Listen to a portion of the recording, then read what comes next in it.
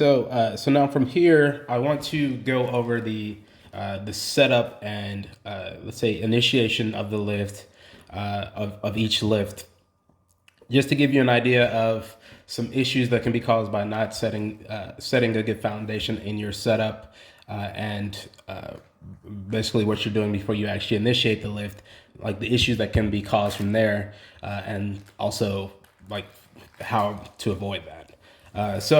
Let's start with the squat. So obviously, when you start with the squat, you're going to start by getting your grip set.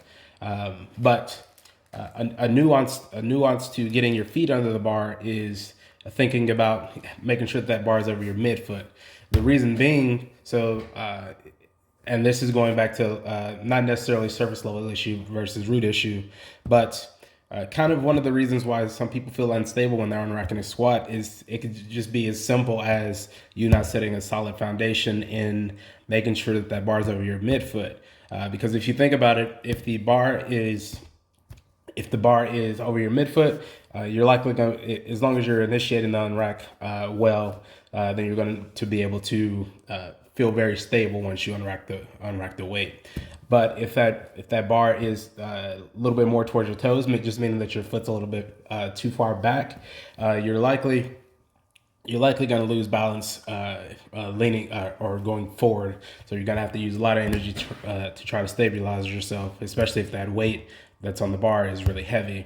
And then same thing, if the weight is, or if the bar is too much behind your midfoot, when you unrack, you're likely gonna feel like you're losing a little bit balance and kind of shifting back. So again, another one of those things where you're likely gonna have to use a lot of energy to stabilize, and even then you might feel a little bit unstable. So it's important to make sure that that bar is over your midfoot before you start initiating the unrack. And then from there, we go into getting under the bar and make sure you're breathing and bracing and setting that intra-abdominal pressure. The reason being, like if a client comes to you and they tell you that they feel like they can't brace very well when they're squatting, and like usually when people tell me that, I ask them when they're thinking, when exactly do they think about trying to set that brace, and it's usually during the lift or right before the lift starts. And the problem with that is when it comes to bracing or just tensioning yourself in general, it's hard to get a good brace after you're already under load, after that weight's already like pressing down on you. Because another thing is, it's likely that if you're not bracing very well, then you've likely lost a little bit of your spinal positioning, because that brace is what's going to help you stabilize that positioning. So if you weren't bracing in the first place, not only is it going to be hard to set that brace, even if you have a neutral spine or a relatively neutral spine, but it's also going to be much harder for you to brace because your spinal positioning is probably given a little. So you're out of a safe, or you might not be out of a safe range, but it's likely given enough to where it's probably going to affect your ability to brace. So it's very important that we, at the very least, set your brace before you unrack the bar. And just so we can get this part out of the way, like when you're walking out, or you set your brace, then you unrack, and when you unrack, you're still holding that brace, and then when you're walking out, you're still holding that brace. But it's not like you're going to be it's not like your brace is going to be on a 10 from the unrack to the walkout. You want to set an initial brace, and if you're thinking about it like a dial, maybe like a 6 or so, and then if the squat's heavy enough, then probably go to a 10 from there. But the important part of that is that your brace needs to be set before you unrack the weight and bring your body under load. And then from there, you want to think about engaging your lats and depressing your scapula. And again, that's one of those things where if you're already under load and you're trying to depress your scapula, it's going to be hard for you to do it properly. And you can even test this yourself. Like just try to try to depress your scapula with no weight. Like, it's likely going to be pretty easy, and you're likely going to be able to get your scapula in the proper position that it needs to be, and gain the amount of tension that you need to, or just an optimal amount of tension, compared to get under the bar with like 225 and then try to depress your scapula. It's going to feel like it's much harder to get yourself in that position and gain the same amount of tension. So you need to make sure that you're setting that before you interact, and then in that way it'll help you avoid a lot of the issues that come from not having a lot of upper back tension when you're going through the squat.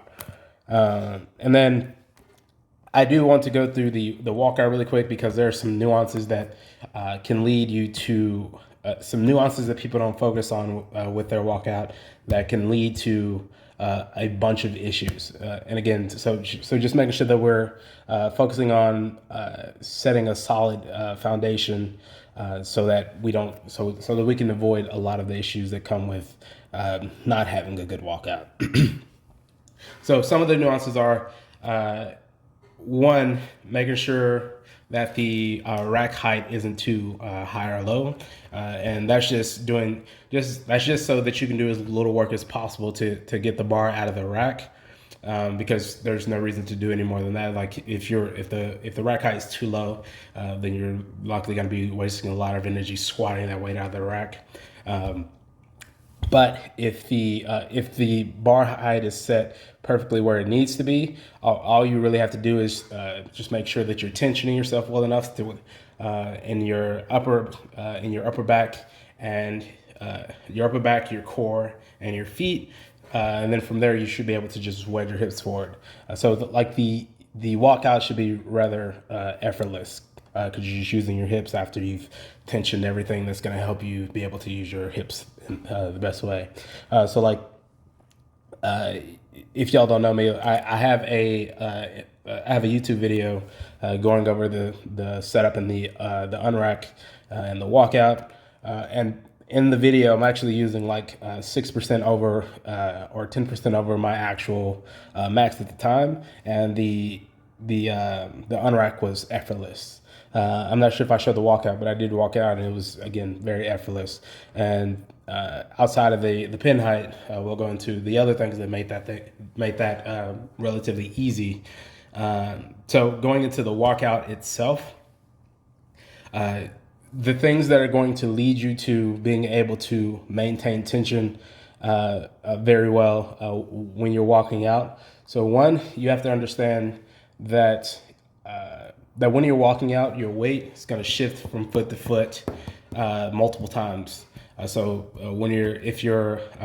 usually advise people to step out with their dominant foot, and then that foot that comes back first, your weight's going to shift heavily to that side. So it's very important that that leg is tensioned, and it's also important to know that locked joints can stabilize a lot more weight than not. So the less that you bend, your knee, the more weight you're going to be able to stabilize, and that's very important. Because again, that weight's going to be shifting from side to side, and if that weight's really heavy and your knees are bent, you're going to have to lock your knees out at some point. And again, that's just wasting energy. That's just wasting energy that you can use for the actual squat itself. So what I focus on when I'm walking the weight out is I usually just focus on keeping my knees as stiff, or keeping my legs as rigid as possible, and my knees as locked out as possible. And I just kind of scoot my foot back. And then I scoot the other one back, and then from there I just kind of adjust. I think that no matter how wide your actual squat stance is, it's also pretty important that you're keeping your feet rather close, because again, once you unrack and once you bring that first foot back, if you try to step right into your stance, and so if you bring this foot all the way back here, it's likely that this side and the weight that's on this side of the bar is likely to either hit the pins, so that might happen, or just think about it as you want to limit the distance that the weight has to travel, especially because the weight's shifting to 1 foot. Now it's not like it's not solely on that weight, but it's mostly on that leg, and you want to make sure that you're doing everything possible to limit the distance that that weight has to travel, and how much that leg has to support. So like if you're here and you step all the way out here, the more weight that's going to be shifted onto the leg versus here, because your feet are still close enough together for this foot to be helping quite a bit with you stabilizing the weight.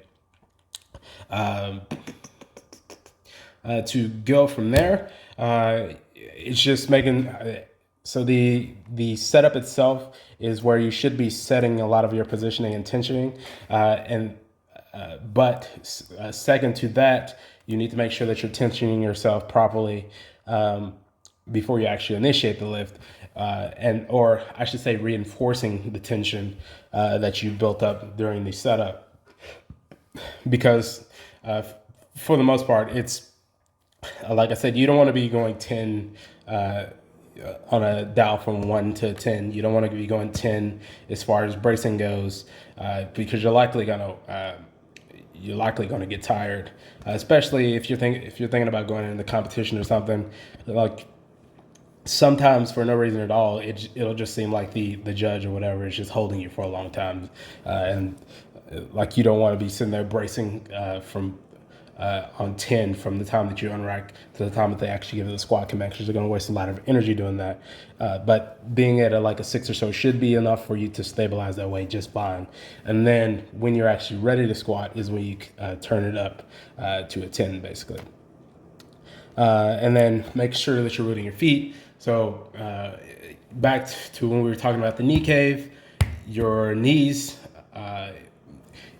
follow what your feet are doing. So you need to make sure that your knee is stacked over your toe, one, and your ability to maintain that stacked position is going to be strongly dependent on making sure that you're rooting properly.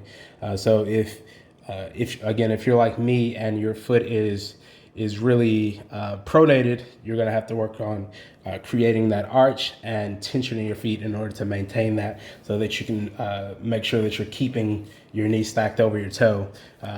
And yeah, just think about stacked joints. With stacked joints, you're able to produce more force. So whatever you have to do to make sure that your joints are stacked, then that's what you need to do. And then in this case, or in my case, I have to make sure that I'm thinking about creating that arch and tension in my feet in order to maintain that. Yeah, and then from there, it's not in here, but making sure that you're hinging properly. So going back to that fundamentals page where it mentions hinging and shoulder complex, it's talking about hinging specifically. It's important to make sure that you're hinging properly, because if not, it can for sure turn a lift from like a 7 RPE to a 10. Because it depends on your stance, obviously, but for myself, because I'm a very close stance squatter, and it's not like my hip mobility. I mean, it's not like my ankle mobility is the best. So when I'm initiating the squat, I usually have to hinge quite a bit. And the thing to note when you're hinging and why it's extremely important is because when you're hinging, you want to make sure that that bar is staying over your midfoot, and you're just shifting your hips back, and your spinal positioning is staying, or your shoulders are staying stacked over your hips. Because what's very common is when people start hinging, they start. So let's say the bar or the mid or your midfoot is here, and let's say you start hinging. A lot of people will hinge like this, like they just lean their chest forward. And usually when they do that, they lose spinal positioning, or again, it's just push that weight out of your center of gravity. So it's just going to make it much harder, and you're likely going to lose that weight going forward, especially if it's a really maximal weight. But yeah, I hope that all seems pretty straightforward. So let's go into the bench and talk about the same thing. So the first thing that you want to focus on when you're going into a bench and when you're setting up, if you are getting an arch, and like I would argue, even if you're not a competitive powerlifter, you need to have some type of an arch coming from you depressing your scapula. From you depressing your scapula, that's where that arch will likely come from. But yeah, so global extension just meaning that you want to kind of see a rainbow from your shoulders to your butt. You don't want it to be like this and then like that, because it's also very likely that like you're not bringing the bar down low enough to where if that arch is only coming from your lumbar, that you're actually going to get anything from that arch. Also, that can cause pain. Despite us trying to get away from the fact, or people saying that arching your bench is going to lead to pain, that in itself can actually lead to pain. So that's something that we want to avoid and make sure that we have global extension. And then from there, we want to make sure that our elbows are set under the bar. And the reason why that's important, because like most of us know that we need to focus on having stacked joints. Again, stacked joints produce more stability, and from there, your ability to generate force is going to be increased. So, like, why don't people focus on that with the unrack, right? Because the unrack is a part of setting a solid foundation. So if you have a funky unrack, then your foundation is going to be compromised. So making sure that your elbows are under the bar, depending on the bench that you have, that might be a little bit hard. But I would say do your best to do that without significantly compromising how much you're able to depress your scapula. Because if you're training at like a commercial gym or something like that, and the pins are a little bit too far away from the head of the bench, I don't want you flaring so much that you just can't depress your scapula, because that'll lead to more issues. But try to make up the difference a little bit by making sure that you're as far back on the bench as you can be, and still try to get your elbows a little bit, just not so much, again, that you can't depress your scapula. From there, again, you want to focus on depressing your scapula and creating that tension in your upper back. That's going to lead to more stability during the eccentric portion of the lift and the concentric portion of the lift. So, like if you have a lifter coming to you and they're telling you that they just don't feel stable when they're benching, like their upper half just feels like everything just feels kind of funky. One of the things that's going to lead to that instability is not focusing on scapular depression and setting that upper back tension before you interact. Because oftentimes lifters know that they need to focus on scapular depression and that upper back tension, but it's when they focus on it. Like they generally focus on it when they get the bar to the rack, when they should be focusing on it during the setup itself, because it's hard to get your scapula in the position that it needs to be and get the tension that needs to be there after you're already under load. And again, you can simply try this. Like you can just try to depress your scapula while you're already under load versus depressing your scapula and creating the tension before you actually unrack the bar, and you will feel quite a bit of a difference. And then from there, you want to make sure that you're bracing. So it's important to note that it's like people talk about leg drive and how, I don't know, people need to do it more or whatever the case is. But for example, I've had a lifter come to me and they tell me that they don't feel like they initiate their leg drive very well. But I looked at their bench and I even did a few assessments, like putting a band under their foot while they're benching and just kind of pulling on it to see if they're actively driving their feet to the ground, and they were doing it just fine. But the actual issue was that they weren't bracing correctly. And you can think about that proper bracing being what connects the force you're able to generate through your feet and with your leg drive to everything that's happening upstream. So if there's no connection there, how much you're actually getting from all the leg drive that you might be doing properly is going to be very little. So It's a little bit harder to brace during bench, but you're still going to try to make sure that you're doing it as much as you can, basically. And then from there, you want to make sure that you're engaging your glutes and just your entire legs. Um, uh,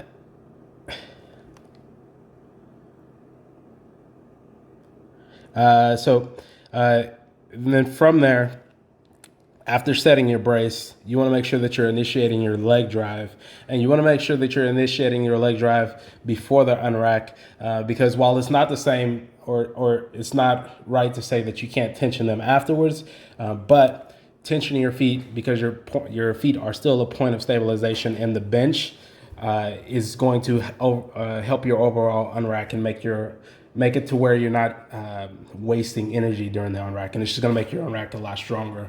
And when your foundation's stronger, then your actual lift is going to be stronger. So you want to make sure that you're initiating that leg drive even before you unrack the weight.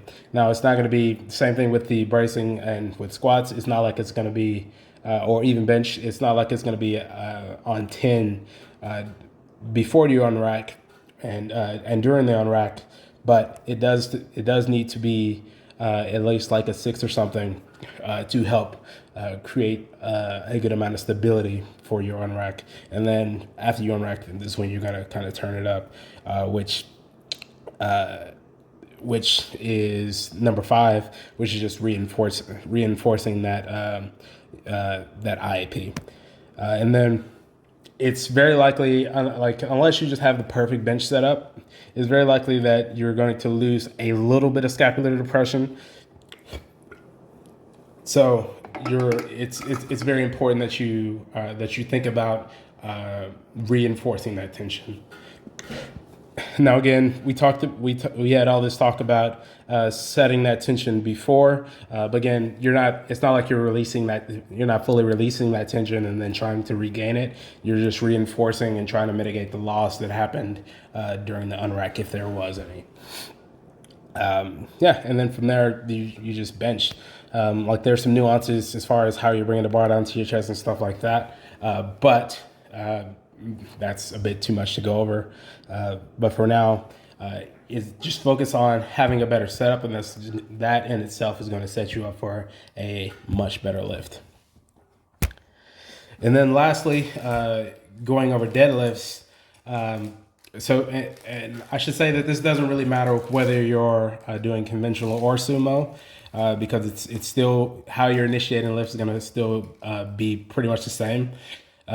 So making sure that you're hinging down to the bar. Now, it doesn't necessarily matter how you get down to the bar, but I find that a proper hinge getting down to the bar leads you to being able to maintain a much better spinal positioning, because sometimes people just flop down and then they get to the bar and they grab it and then they try to set their spinal positioning. But it's much easier if you're maintaining a good spinal positioning via hinging the entire time before you initiate the deadlift.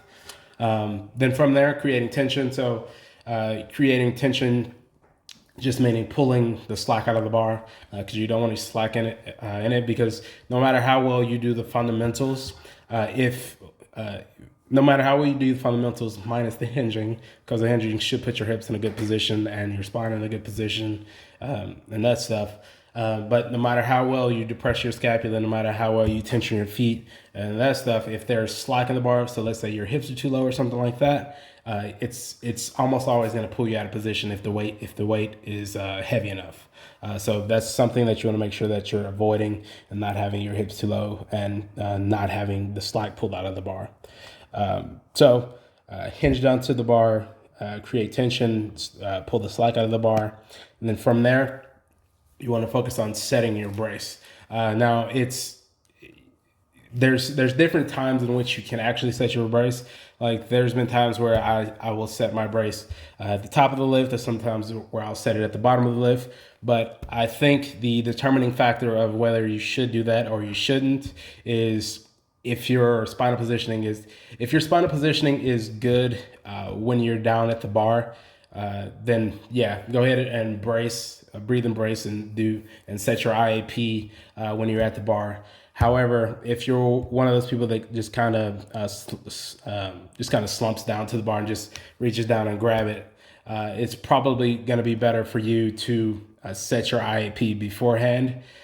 Just because if you're in that slouch position and you're not very good at creating that neutralish spine positioning when you get down to the bar, then your quality of brace is going to be much worse if you're trying to set it at the bar versus setting it at the top at like a 6 and then going to a 10 or trying to go to a 10 because it's not going to be fantastic if you're not good at setting that spinal positioning.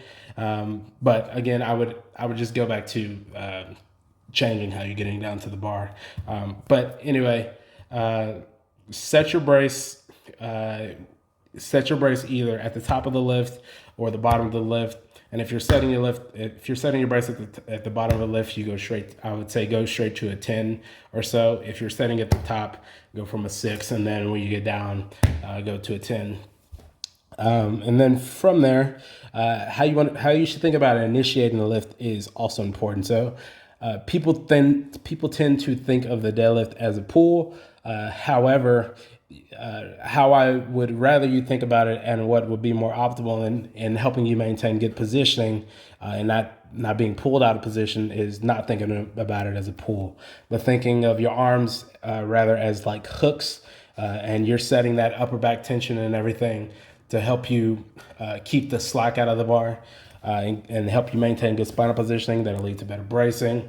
That'll lead to better stability and ability to transfer what's going on in your legs to everything upstream.